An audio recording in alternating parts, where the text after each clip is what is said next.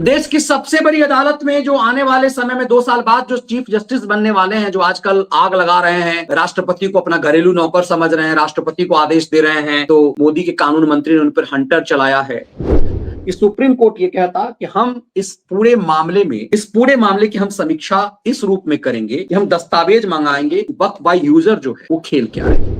Supreme court ने कहा कि आपका फैसला तो अंतिम होता है, आप यदि गलत कर गए तो खेल हो गया, आपने तीस्ता से तलवार को मौत दिला दिया। वक्फ बोर्ड के पास इतना माल है, मौलाना ने इतना माल रखा हुआ है कि कुछ वकील जो है 200-400 करोड़ जो है वो वकीलों का हो जाएगा। इस देश के वकीलों का 200-400 करोड़ माल वक्फ से आ जाएगा। वो नमस्कार, कैसे हैं आप?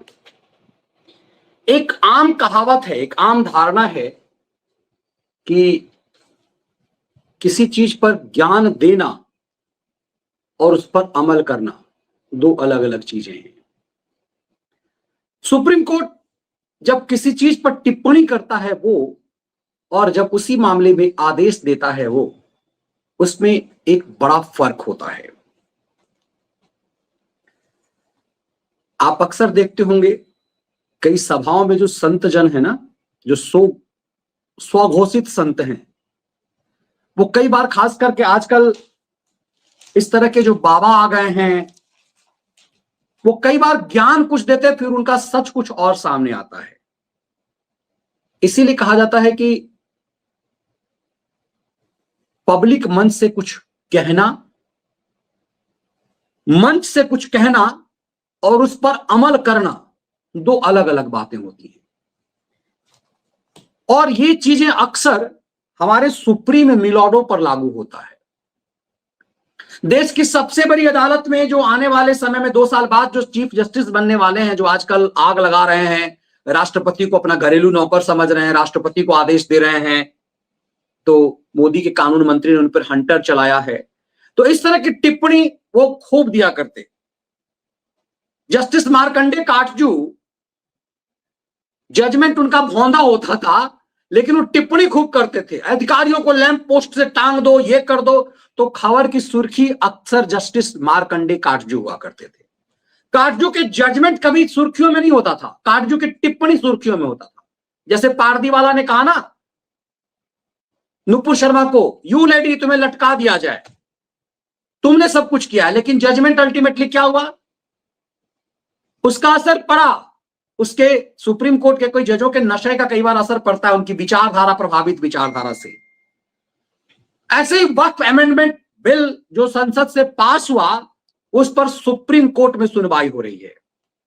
अब मैं अक्सर कहता हूं, इस बात को बहुत समझ से समझिए, वो जज भले ही सुप्रीम कोर्ट के होते हैं, लेकिन कोर्ट फिक्सर्स उन्हें नचाते हैं। ये बात बार बार, 1000 बार, 5000 बार कहे जाने की जरूरत है। कई बार कहते हैं मनीष जी आप रिपीट करते हैं, रिपीट किए जाने की जरूरत है, अंदर घुसती है बातें।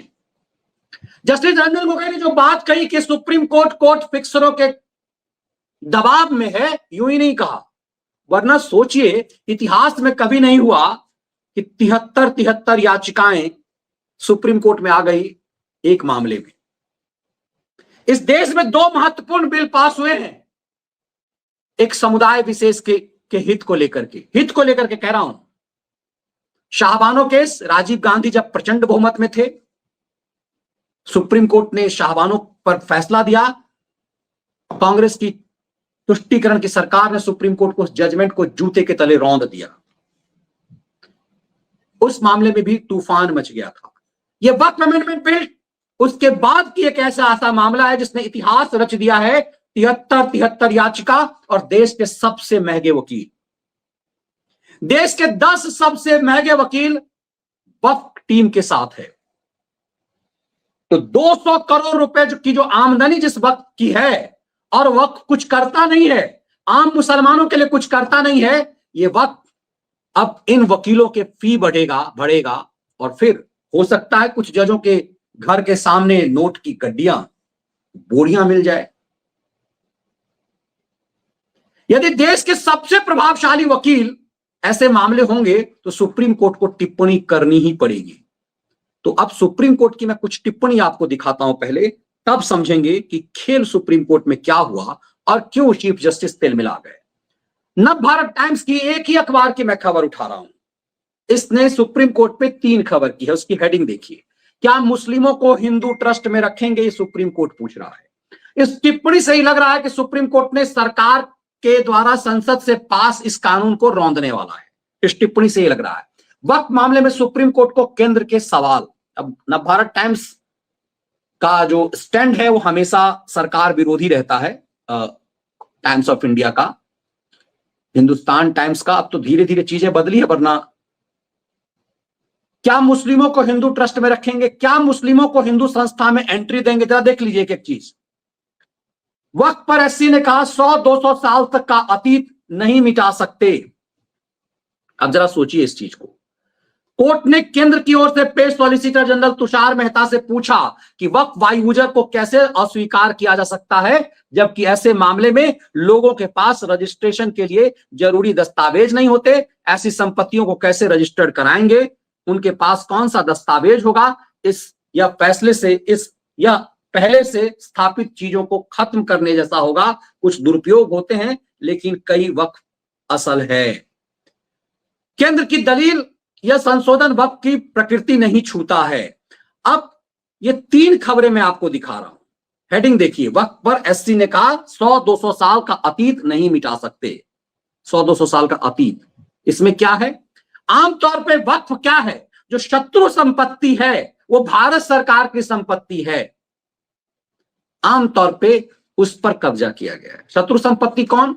जो भारत विभाजन के बाद जो पाकिस्तान चले गए, जिनने पाकिस्तान मांगा, पाकिस्तान चले गए, वैसे जिनके बाप दादों ने मांगा पाकिस्तान, वो यहीं रह गए। वक्फ की जो ज्यादातर जमीन है वो उन्हीं शत्रु संपत्ति से जुड़ी हुई है। उसका इस 100-200 साल पुराने मस्जिदों से कोई लेना देना नहीं है। लेकिन शरारत इसलिए चल रही है क्योंकि बड़े बड़े महंगे महंगे वकील हैं। अब इतनी फीस पर डे के 50-50 लाख की यदि फीस होगी तो उस पर सुप्रीम कोर्ट को टिप्पणी तो करना पड़ेगा। क्या मुस्लिमों को हिंदू संस्था में एंट्री देंगे? कहां की बात कहां छेड़ी जा रही है? बोर्ड है, यह सरकारी संस्था है, इसमें एंट्री भारत सरकार के आदमी की होगी। और इस देश का विभाजन हिंदू मुसलमान के आधार पर हुआ है और पूरी जमीन का विवाद उसी से जुड़ा हुआ है। अब मैं इसको अलग छोड़ता हूं। मैंने कल, क्योंकि सुप्रीम कोर्ट मैंने कवर किया, तो कई सारे जो साथी हैं सुप्रीम कोर्ट कवर करने वाले, उनसे बात करना से मैं अंदर, खबर तो एजेंसियों पे आ जाती है, लेकिन जो मेरे साथी जो सुप्रीम कोर्ट कवर करते हैं उनसे जब वकील के बारे में पूछता हूं कि कौन वकील थे, तो मुझे सालों जो सुप्रीम कोर्ट की रिपोर्टिंग की है वो घूमने लगता है कि सुप्रीम कोर्ट में हो क्या रहा होगा। अब सोचिए इस बात को लेकर के मैं पुख्ता क्यों कह रहा हूं कि पीटीआई ने खबर छापी है। जरा इसको देखिएगा। पीटीआई ने खबर एक छापी है, प्रेस ट्रस्ट ऑफ इंडिया सबसे भरोसेमंद माना जाता है।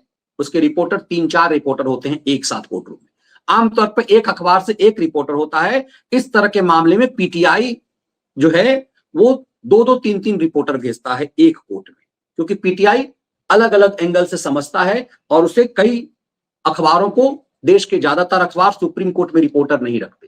सुप्रीम कोर्ट का रिपोर्टर थोड़ा गंभीर होना चाहिए, तो ज्यादातर अखबार सुप्रीम कोर्ट में रिपोर्टर नहीं भेजता, एजेंसियों की खबरें उठाता है वो। तो पीटीआई जैसी संस्था पर सुप्रीम कोर्ट के खबर को लेकर के बहुत सारे मैगजीन, अखबार, टेलीविजन चैनल पीटीआई की खबर, पीटीआई खबर आ गई, पीटीआई की खबर आ गई, तो पीटीआई को सबसे भरोसेमंद माना जाता है। पीटीआई पत्रकारिता के लिए एक तरह का गीता की तरफ होता है कि पीटीआई ने यदि लिख दिया है तो खबर सही ही होगी, ऐसा माना जाता है।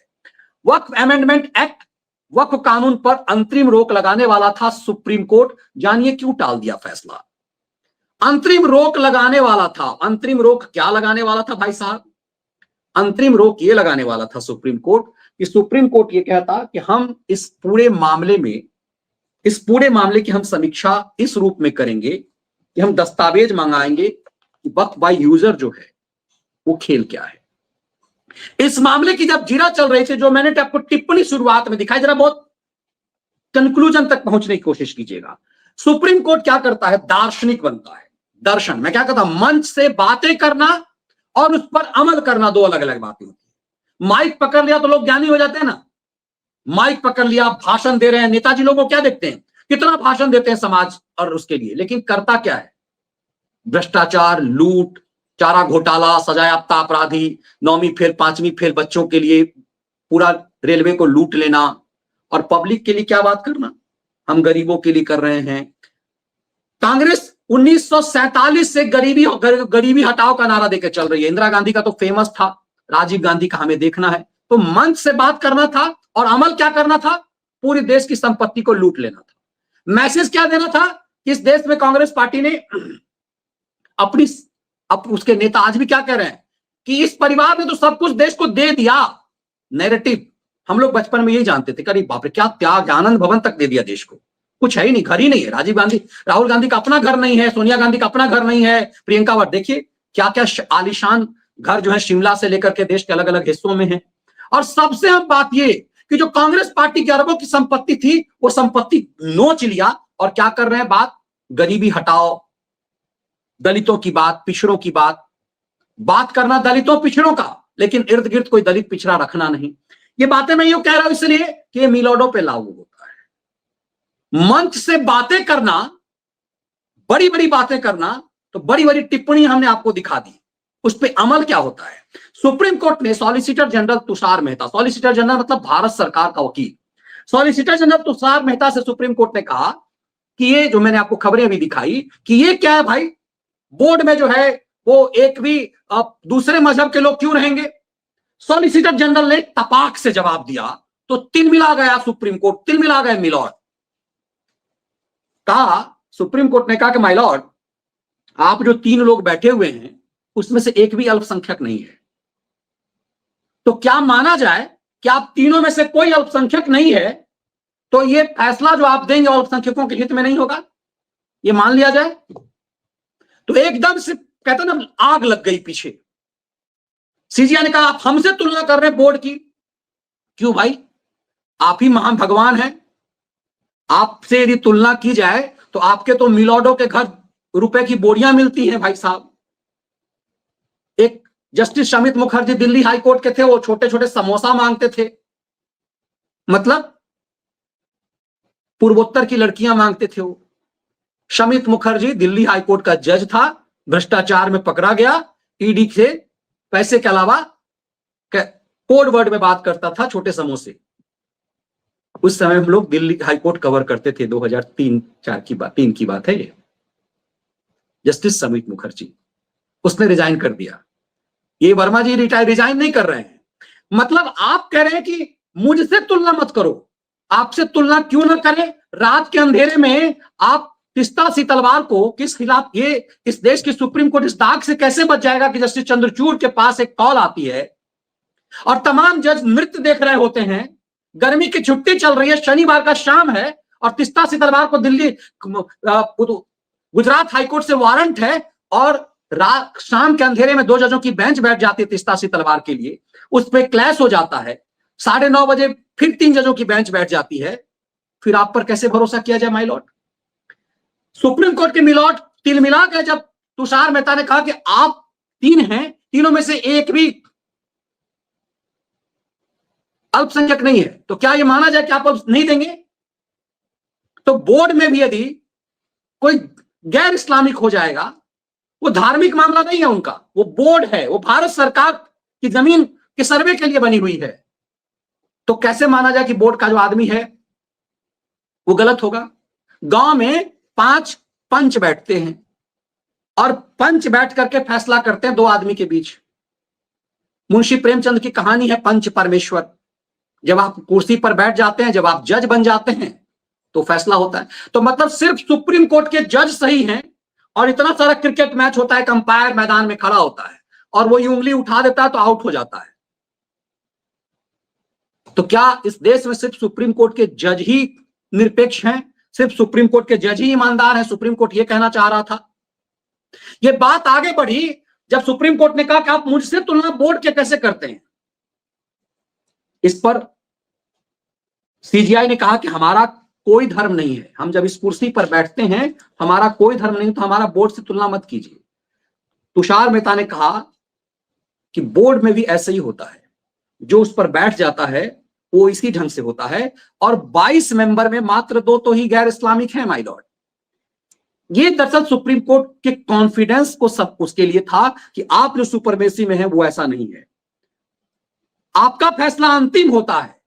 सुप्रीम कोर्ट ने कहा कि आपका फैसला तो अंतिम होता है, आप यदि गलत कर गए तो खेल हो गया, आपने तिस्ता से तलवार को मौत दिला दिया। लेकिन ये यहां चर्चा नहीं हुई है, मैंने खुद जोड़ा है इसको। आपका फैसला अंतिम होता है, हम आपसे तुलना नहीं कर रहे हैं, लेकिन बोर्ड के भी जो अधिकारी होते हैं उन पे भी भरोसा किया जाना चाहिए। तो सुप्रीम कोर्ट का तो फिर मुसलमान क्यों नहीं, फिर अपनी बात आ गए, फिर मुसलमान क्यों नहीं, उसमें सब मुसलमान ही क्यों नहीं रहे, तो कर दो इस्लामिक मामले पर जो मामला होगा उसका जजमेंट वही होगा फिर सुप्रीम कोर्ट के किसी। तब तुषार मेहता ने इस बात के लिए कहा, तब तो जनता के प्रतिनिधि का कोई मायने नहीं है कि सुप्रीम कोर्ट संसद में कौन क्या कर रहा है। तुषार मेहता ने कहा कि ये बहस निरुत्तर करने वाला है, इस बहस का कोई मतलब नहीं है माय लॉर्ड, इस पर आगे जाइए। और तब कहा कि यूपी सरकार, उत्तराखंड सरकार ने डेटा कलेक्शन कर लिया है, मतलब अब इसकी तैयारी हो गई है कि वक्फ अमेंडमेंट बिल जो कानून बन गया है उस पर तैयारी शुरू हो गई है। अब सुप्रीम कोर्ट इन टिप्पणियों को तो कर रहा था, लेकिन बाद में टिप्पणियां कई फेज में बदली। सुप्रीम कोर्ट ने कहा कि डीएम जो है वो एक निर्णायक अधिकारी होगा। अब जस्टिस संजीव खन्ना, जस्टिस संजय कुमार और केवी विश्वनाथन, इसमें से जैसे तीनों में कोई भी जज जो हैं वो सुप्रीम मिलॉर्ड जो हैं वो किसी दूसरे मजहब के नहीं है, यही उनको चोट लग गई। इसीलिए मैं कहता हूं कि दूसरों को ज्ञान देना और उस पर खुद अमल करना दो अलग अलग बातें हैं। मंच से ज्ञान देना और उस पर अमल करना दो अलग अलग बातें हैं। वक्फ संशोधन के जो चीजें चल रही है उसमें वक्फ संशोधन कानून को चुनौती देने वाली याचिकाओं पर सुनवाई करते हुए सुप्रीम कोर्ट ने विरोध प्रदर्शन पर, उसके बाद सुप्रीम कोर्ट को लगा कि हमको तो कुछ करना चाहिए, हमने टिप्पणी इतना तो कर दिया जिहादियों के पक्ष में। तो बंगाल में जो विरोध प्रदर्शन में आगजनी हुई है, हिंसा हुई है, उस पर सुप्रीम कोर्ट ने कहा यह दुखी करने वाला, ये बहुत परेशान कर रहा है, ऐसा क्यों हो रहा है, इस पे हम इस पे भी फैसला लेंगे। क्यों फैसला नहीं लिया, क्यों नहीं फैसला लिया? इसका मतलब कि सुप्रीम कोर्ट भी सेकुलर दिखने की कोशिश कर रहा है, लेकिन सेकुलर दिख नहीं सकता। आपको संविधान और कानून के तहत ही आना होगा। केंद्र से पूछा कि क्या हिंदू धार्मिक बोर्डों में मुसलमान को शामिल किया जाएगा। सुनवाई के अंत में चीफ जस्टिस ने बेंच से इस कानून के 3 मुद्दों को उठाया। कोर्ट अंतरिम आदेश पारित कर इन तीनों प्रावधानों को स्थगित करने वाला था। ये तीनों जो प्रावधान है उसको स्थगित करने वाला था। कौन का? वक्फ बाय यूजर वाला जो है उसको, और उसमें जो गैर इस्लामिक लोग हैं उसको स्थगित करने वाला, जिस पर बाकी चीज ठीक है, इस पर हम स्थगन आदेश लेते हैं। वहीं फंसने की क्या बात थी, चीफ जस्टिस ने बेंच से कहा कि जो भी संपत्ति वक्फ बाय यूजर घोषित की गई है या कोर्ट से घोषित की गई है उसे अधिसूचित नहीं किया जाएगा। दूसरा, कलेक्टर कार्रवाई जारी रखे, मतलब कलेक्टर इस मामले की जांच जारी रखे, मतलब इसकी जो चेकिंग जो चीजें चल रही है वो जारी रहे। अब इस पेज को जरा समझिए, इस चीज को, कलेक्टर मतलब डीएम इन तमाम चीजों की जांच करते रहेगा। और केंद्र ने जब ये देखा कि पेज फंस रहा है, भारत सरकार को लगा कि सुप्रीम कोर्ट रोक लगा देगा, भाई हम सरकार से हरी झंडी ले ले वरना अमित शाह कहीं हंटर ना लगा उठा ले। सुप्रीम कोर्ट के सामने भारत सरकार ने कह दिया, सॉलिसिटर जनरल ने कह दिया, माय लॉर्ड हमें समय दीजिए, हमें 2 हफ्ते का समय दीजिए। अब क्योंकि सीजीआई रिटायर होने वाले हैं, सीजीआई तो रिटायर हो जाएंगे, संजीव खन्ना 11 मई को उनका आखिरी कार्यकाल है, 13 मई को रिटायर हो जाएंगे वो। उनको लगा कि भैया पेज तो फंस जाएगा, फैसला तो हिस्टोरिकल उनको दे के जाना है। और यकीन मानिए संजीव खन्ना हिस्टोरिकल फैसला देकर जाएंगे। हर आदमी का लोभ लालच होता है कि इतिहास रचने वाला फैसला वो दे। राम मंदिर पर जैसे जजों ने अलग अलग ज्ञान दिया, लेकिन 5 जजों उसके लिए लड़ाई हो गई आपस में कि हम सुनाएंगे। राम मंदिर पर जब जस्टिस दीपक मिश्रा कोर्ट गठित करने वाले थे तो आपस में सब लड़ गए थे, और उसके बाद सुप्रीम कोर्ट के इतिहास में पहली बार प्रेस कॉन्फ्रेंस हो गया। ये सब कुछ हुआ क्योंकि हर कोई चाहता है ऐतिहासिक फैसला वो दे, इसीलिए जाते जाते वो फैसला देते हैं। तो ये सीजीआई दे करके जाएंगे। अब 2 हफ्ते का जो समय इनने मांगा कि टले और हम स्टैंड लें, कहा नहीं हम कल सुनेंगे, आप कल जवाब दीजिए इस पे। अब इस खेल को जरा समझिएगा, ये पूरा क्या है कि सुप्रीम कोर्ट अगर इस पर अंतरिम आदेश लगा देता है कि तीनों चीजों को हम दस्तावेज देखेंगे, तो फिर वो वाली बात हो जाएगी। आपको याद होगा ना कि सीए में क्या कहते थे, हम कागज नहीं दिखाएंगे, हम कागज, ये वामपंथियों की भाषा है, कागज नहीं दिखाएंगे। सीए पर जब शाहीन साजिश हो रही थी तो पूरे देश में क्या माहौल था, हम कागज नहीं दिखाएंगे। लेकिन सुप्रीम कोर्ट जुडिशियरी क्या है, इसे हम कहते हैं सबूतों की, दलीलों की अदालत। दलीलों की अदालत में कौन किसका मजबूत दलील है ये मायने रखता है। अब सुप्रीम कोर्ट में जब ये पूरा मैटर है, सुप्रीम कोर्ट ने टिप्पणी तो कर दी, क्योंकि वो सुप्रीम कोर्ट को भी दिखना है कि वो सेकुलर है। इस सेकुलर दिखने का जो नशा इस देश में है, इसी लिहाज से खबरें टिप्पणी के आधार पर आई है।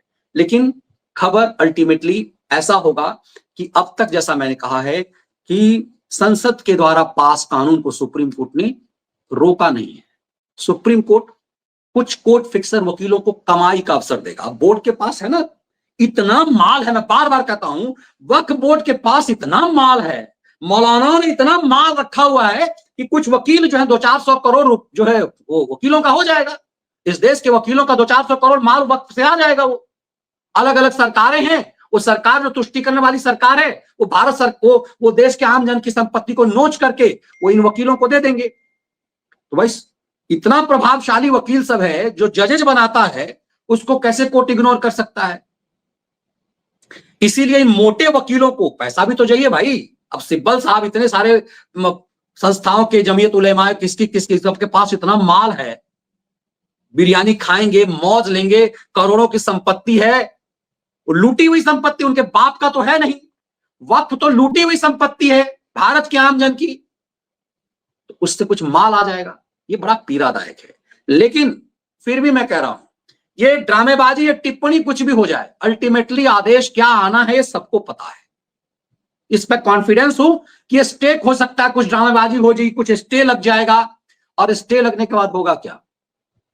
दस्तावेज लाओ, कागज दिखाओ। इस देश की सुप्रीम कोर्ट में अंधेर नगरी नहीं चलेगा ना, कागज दिखाओ, और कागज तो सुप्रीम कोर्ट को के सामने रखना ही पड़ेगा।